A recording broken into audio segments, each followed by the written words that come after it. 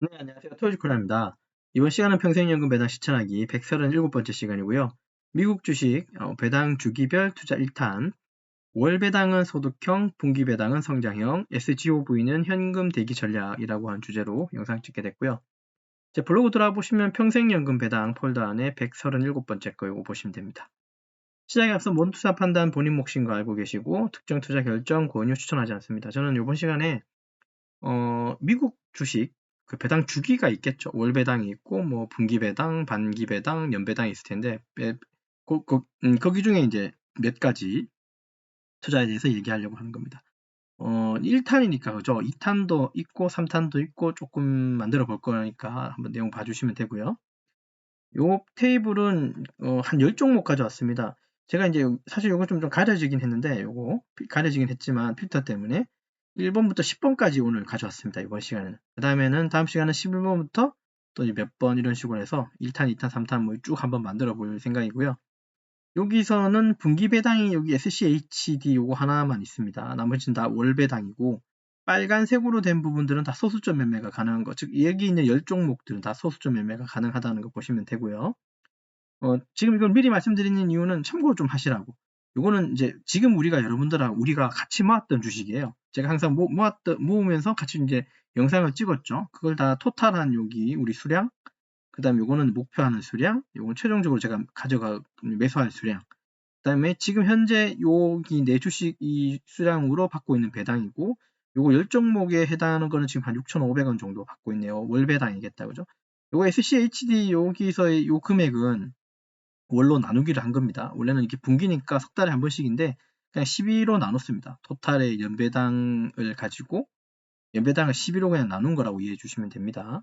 나머지는 이제 그다음 배당락 1, 배당을 실제로 받는 날, 그다음 이제 배당 수량주. 요 요 주식수는 지금 아마 여러분들 안 맞을 수도 있습니다. 이게 데이터에 따라 어떤 데이터에 따라서는 한 달 전에 데이터일 수도 있고 어떤 데이터는 오늘 데이터일 수도 있고 그렇습니다. 시가총액은 뭐 당연히 발행 주식하고 얘 지금 이 종목의 이 뭐입니까 현재 가격을 곱하면 이제 시가총액이 나오죠. 그죠? 예, 그렇게 보시면 돼요. 예, 됐습니다. 자, 그래서 제목처럼 이게 미국 배당주 포트폴리오인데요. 이건 이제 우리가 갖고 있는 아까 여기 SCHD부터 다이아까지 해서 하나, 둘, 셋, 넷, 다섯, 여섯, 일곱, 여덟, 아홉, 10종목을 가져왔고 우선 이 종목 특징 좀 먼저 보고 그 다음에 이제 좀 설명 좀 이어가도록 하죠. 근데 좀 여러분들이 알 법한 것들은 좀 생략할 겁니다. SCHD는 너무 잘 알기 때문에 우량 배당 성장 ETF죠. 그리고 안정성하고 분기 배당 돼 있고 장기적으로는 굉장히 수익성이 우수합니다. 얘는 뭐 두말할 거 없습니다. 그다음 PDI라고 하는 거 요즘 제가 한참 이걸 얘기하고 있죠. 요거 지금 두 개 다 지금 조금씩 모아가고 있긴 한데 요거는 제가 좋아한다 그랬죠. PDI는 월배당 C 그게 폐쇄형 펀드고요. 원금 손실도 조금 존재하긴 합니다. 그렇지만 월 현금 흐름 확보에는 좀 탁월한 것 같고 고프도 고수익 고위험이라는 건 좀 인지하셨으면 좋겠지만 배당 지속성이나 안정적인 거는 예, 괜찮아 보입니다. 뭐 나머지 좀 단점도 있겠지만 단점이 없는 주식은 없겠죠. 휴대 같은 경우도 단점 저는 있다고 봅니다. 이 분기 배당이 단점이 있는 거예요. 이거 분기 배당이라서 그게 단점이에요. 자, 그 다음에 리얼티인컴은 설명 생략하고요. 디보 같은 경우는 배당하고 커브드콜 전략입니다. 낮은 변동성하고 꾸준한 월배당 주겠죠. 메인은 얘는 개별 주식이고 개별 주식임에도 월배당 줍니다. 네, 알고 계시듯이 중소기업에 투자하는 이제 뭐 BDC라고 돼 있습니다. 뭐 이걸 한번 읽어보시면 되고 월배당하고 분기 추가 배당입니다. 그죠? 월배당은 월배당대로 있고 분기로 또 추가 배당을 또 해주기 때문에 성장성하고 소득성이 다른 거에 비해서 좀 더 플러스가 된다고 저는 봅니다. 그래서 얘들도 좀 모아가야 될 거고요. SGOV는 아까 시작하면서 이게 현금 대체, 현금 대기 자금이라고 표현했는데 얘는 초단기 미국채 ETF이기 때문에 원금 보존형 자산이라고 보시면 되고 현금 자산의 대체, 그러니까 현금은 들고 있고 뭐 이것저것 살 게 없으면 그냥 여기 그냥 사놓고 기다리는 겁니다. 얘는 뭐 빠질 일이 없기 때문에. 물론 배당률은 그렇게 높진 않은데 현금 그냥 가만히 있는 현금하고 여기 들어가 있는 현금하고는 좀 차원이 다릅니다. 가만히 있는 현금은 가만히 있는 거고요. SGOV라고 하는 단기 채권에 들어가 있는 현금은 단 몇 프로라도 0. 몇 프로라도 0.00 몇 프로라도 매일 조금씩 오릅니다. 뭐 연간으로 따지면 한 3%, 2%대겠지만 어쨌든 그냥 돈이 그냥 가만히 있지 않는 종목이죠. 그래서 대기 자금은 여기다가 집어넣고 쓰시면 될 것 같습니다. 또 그래서 뭐 리스크 해치 수단으로 좀 보면 좋을 것 같고, 제피 제큐는 아시겠지만 제피 같은 경우는 S&P 500 관련된 대형주 커버드 콜 전략 ETF고요. 제큐는 여기 나스닥 성장 중심의 얘도 마찬가지 커버드 콜 전략 ETF입니다. 두 개 다. 다이아는 이건 다우존스 30 종목에 투자하는 대표적인 대형주 ETF입니다. 뭐 그런 특징을 갖고 있다는 것 정도는 우리가 알고 있어야 되고요. 결국 정리를 해보면 월배당 종목은 여기 SCHD 빼놓고는 다 월배당입니다. 미안합니다. 이거 다이아하고까지 미안해요. 요거 다이아도 분기배당이죠. 미안해요. 단기대도 분기배당입니다. 요거 분기배당입니다. 잠깐 한번 확인만 한번 하고 가죠. 이걸 월배당으로 제가 표현했네요. 요거 나중에 한번 확인해 볼게요. 이게 월배당이었나요? 제가 좀 헷갈리네.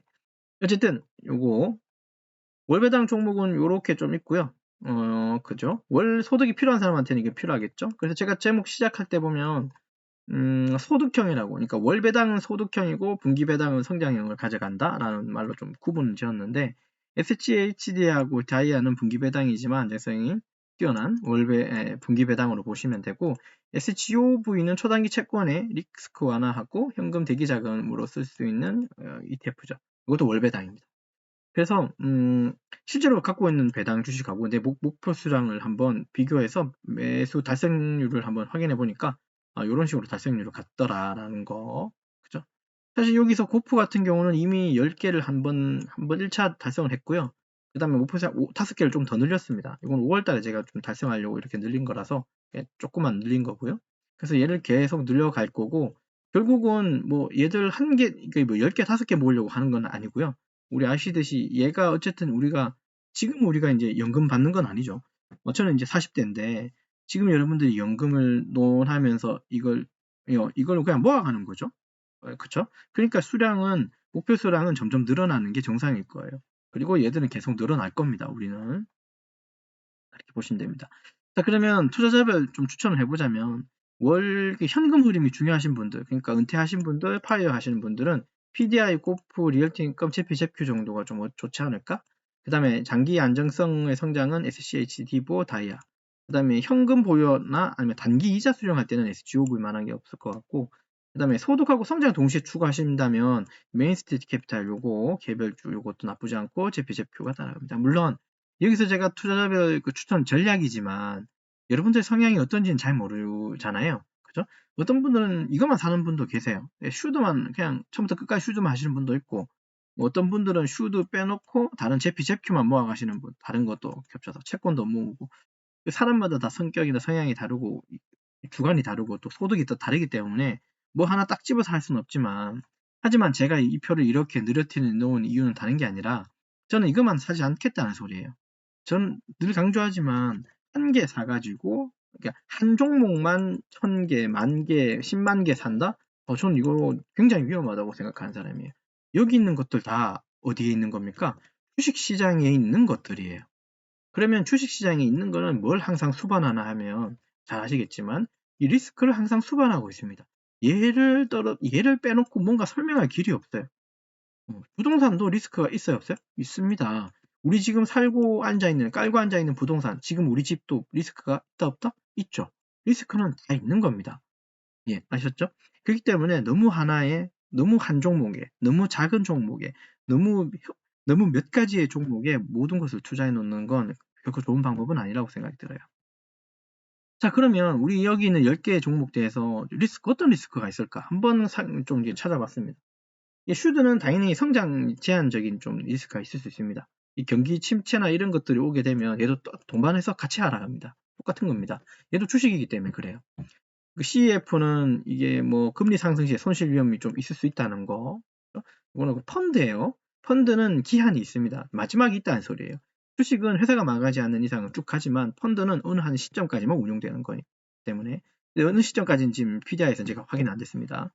고프 같은 경우는 장기 보유 시에는 자본 손실 우려가 조금은, 그러니까 원금을 좀 이렇게 침식하니까 원금을 조금 까먹는 그런 경우가 있으니까 그런 거 조심해야 되고, 리얼티 인컴의 이 부동산 리츠 관련 거는 다른 것보다도 산업용 부동산이기 때문에 부동산 시장이 침체하면 공실이 늘어나게 되면 월수익이 줄어들죠. 그러면 배당 컷을 당할 수도 있다는 거.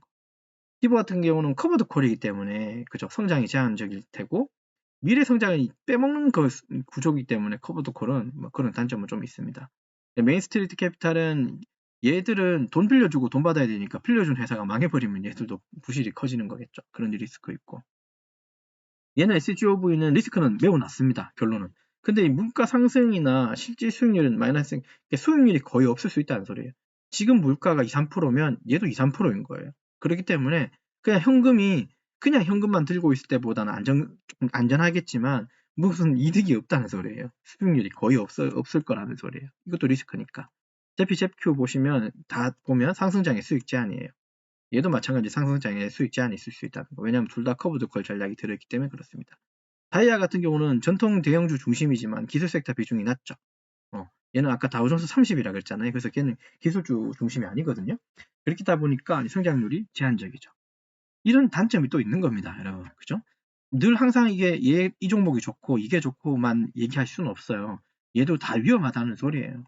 그래서 뭔가 하나만 적극적으로 집중 투자하는 건 좋은 방법이 아니라는 걸 제가 이제 이 표를 통해서 한 번 더 설명드리는 겁니다. 그래서 뭐 정리해서 요약하면 금리 민감한 리츠는 뭐 이런 것들, 그 다음에 이제 레버리지나 채권 리스크는 이런 것들이 같고, 변동성, 성장성은 이런 것들, 성장 제한이나 방어적인 거 이런 것들. 실질 수익의 미미한 것들은 또 뭐 이런 게 있다는 것 정도 이해하시면 좋아요. 그러면 리스크 관리하는 팁이 뭐가 있을까? 근데 제가 이미 답을 다 드렸죠. 분산 투자가 필수입니다. 월 배당, 분기 배당, 현금성 자산 항공화 이거 다 섞으시면 됩니다. 물론 이거 다 섞는다고 해서 내 원금이 100% 보전된다고 그 장담은 못합니다. 왜냐하면 투자라고 하는 건 우리 주식을 늘 보고 있겠지만 우리나라 주식만 보고 한번 얘기해 볼까요? 우리나라 주식이 뭐 1800 코스피 지수가 올라와서 지금 2400까지 올라왔는데 2000을 뚫을 때 얼마나 오래 걸렸는지 몰라요. 그리고 2000 뚫었음에도 지금 2400까지 왔다가 2800 갔다가 다시 2400으로 주저앉았어요. 어떤 사람들은 우리 주식을 물론 이제 뭐 좀 있으면 대통령 선거도 있긴 하겠지만 뭐 우리나라 대한민국 주식 5천 간다, 3천 간다 누구든 다 말할 수 있긴 한데 이 코리안 디스카운트는 분명히 어딘가에 존재합니다.